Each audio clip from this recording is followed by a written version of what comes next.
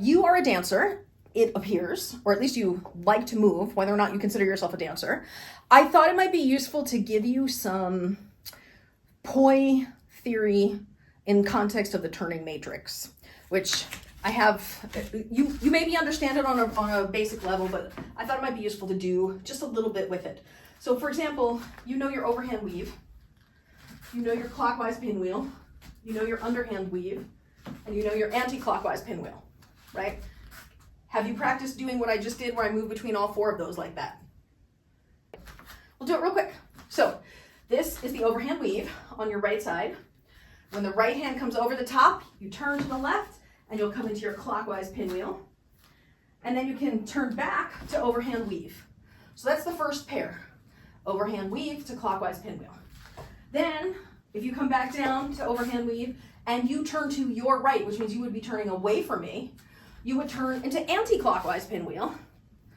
And then when you turn back to the left, you'd go back to overhand weave. So that's the second pair. From overhand weave, turning right to counterclockwise, and from counterclockwise, turning left back to overhand weave. Okay, now let's go from overhand weave left to clockwise. Now we'll do the pair from clockwise pinwheel to underhand weave by turning left, and then go back to the right to clockwise pinwheel. Clockwise to underhand, underhand to clockwise. Clockwise to underhand, underhand to clockwise. And then the last pair is you're in underhand here, and you can turn left away from me to anti-clockwise or counterclockwise, and turn back to the right from counterclockwise to underhand weave. So it's underhand to counterclockwise, turning left, and then from counterclockwise, you turn right to underhand weave. So if we were to go all four turns around the circle, starting from underhand, we're in underhand, we're gonna turn right, we'll go to clockwise, we're gonna turn right, we'll go to overhands, we'll turn right, we'll go to counterclockwise, so you'll be facing away from me, turn right one more time, back to underhands.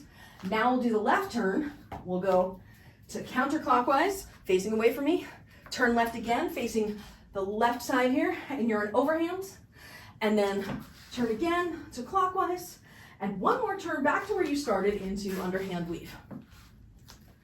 Okay, that is your same direction turning matrix, turning 90-degree turns, using pinwheels and weaves. However, you could use any kind of moves.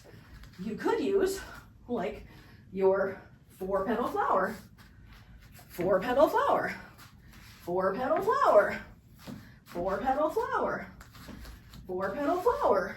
That was the left turns. This is right turns.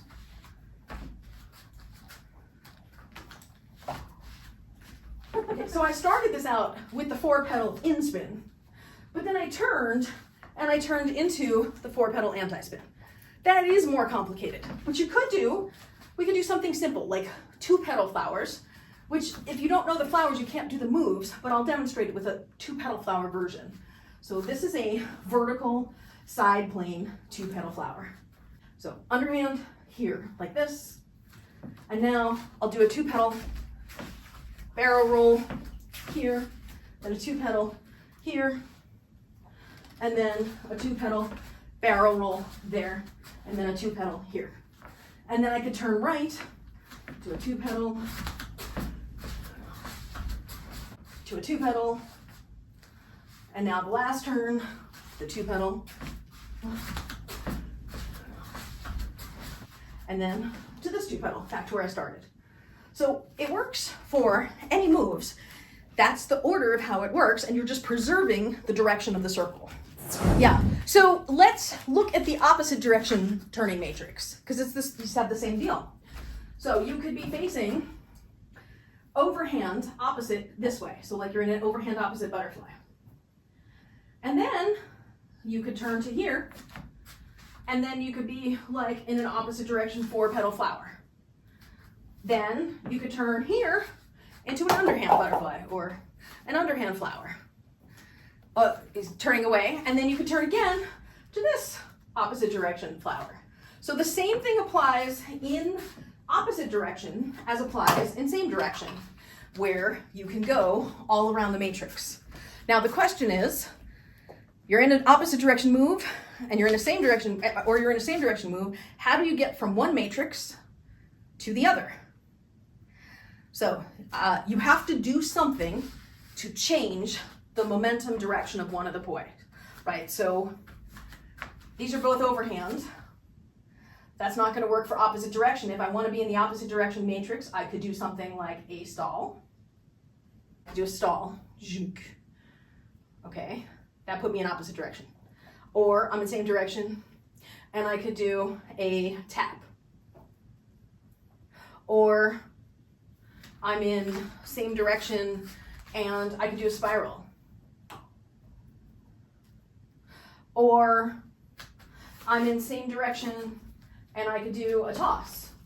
All of those will get you from same direction to opposite direction. Similarly, you could use all of those same techniques, and those are not the only techniques, because you could do, like in the old days, the most common thing that I would see people do, and I think this is absolutely a terrible thing to perform this way, but people would do this. They'd weave here, and then they would plane bend both poi into the butterfly like this. So I think the butterfly performed like this is cool, but I think you should be performing the weave in general like this, so you're preserving the circle for the audience.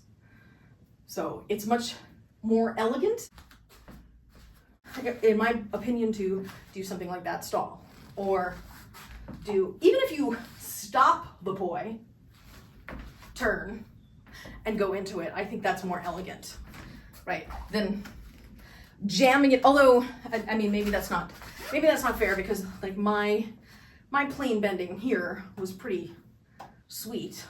Like that was clean, but you still don't have the circles for the weave here, which I think is doing the audience a disservice generally, unless, the caveat being, unless you're spinning in the round. And then somebody's always getting something, so it's okay.